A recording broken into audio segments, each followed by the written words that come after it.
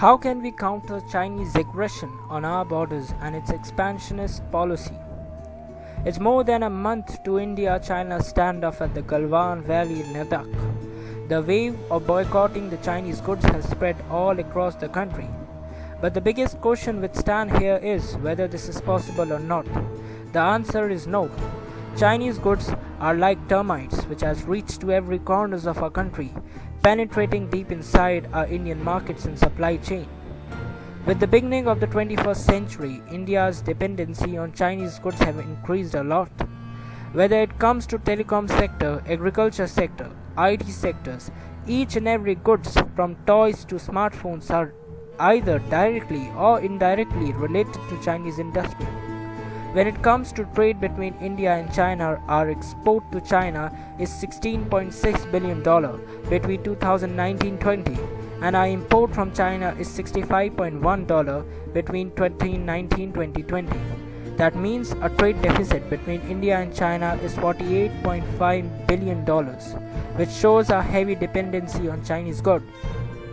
Now when it comes to boycotting the Chinese goods in India, we have to take a wiser step.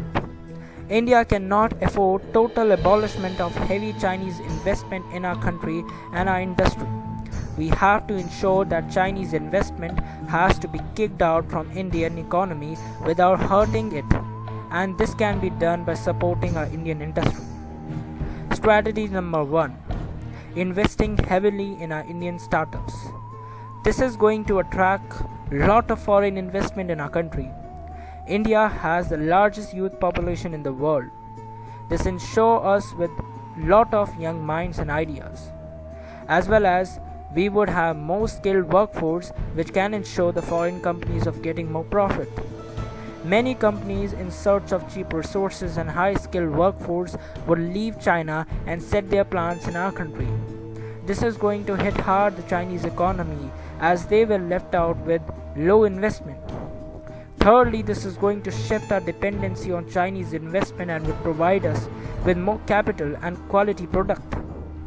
The fourth advantage would be it would provide more jobs under Indian ownership, which is going to support our jobless economy and would also ensure that we do not depend on any country for providing jobs to our people in our country and would give us full freedom to our government to take action against any country which hurts our Indian sentiment without thinking about its consequences. Strategy number 2. Overtaking Chinese steel industry.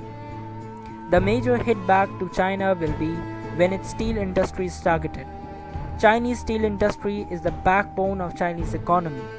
China is the largest producer, consumer and exporter of steel in the world.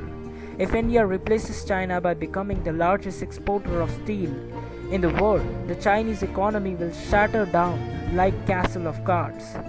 This is the simplest way to bring the Chinese aggression on its knees. As China exports large amount of steel to Japan, North and South Korea, Philippines, Taiwan and Malaysia, this is the reason of its dominance in South and East China Sea. If India starts exporting China to these countries, it will bring down the level of Chinese dominance to zero. Strategy number 3. Freedom of Tibet, Xinjiang province and Aksai Chin.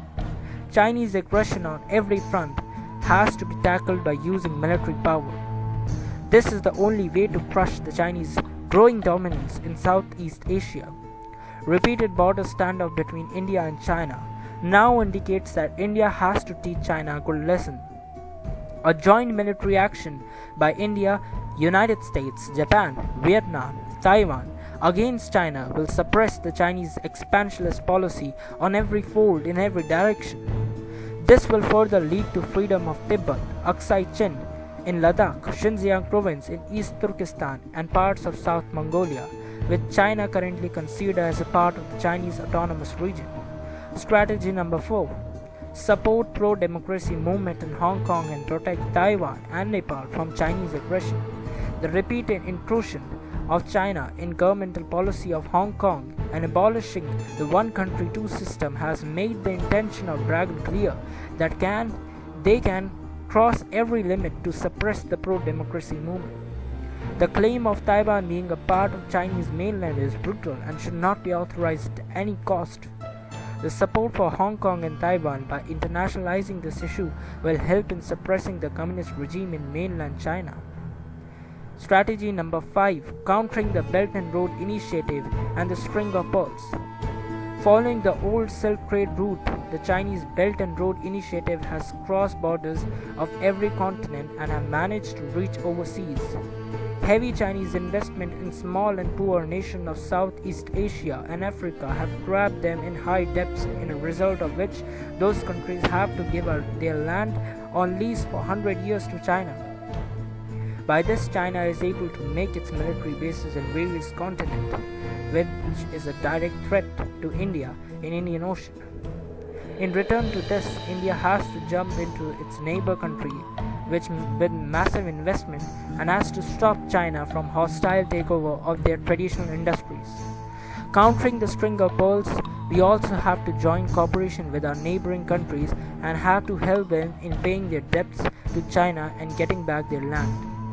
Thank you.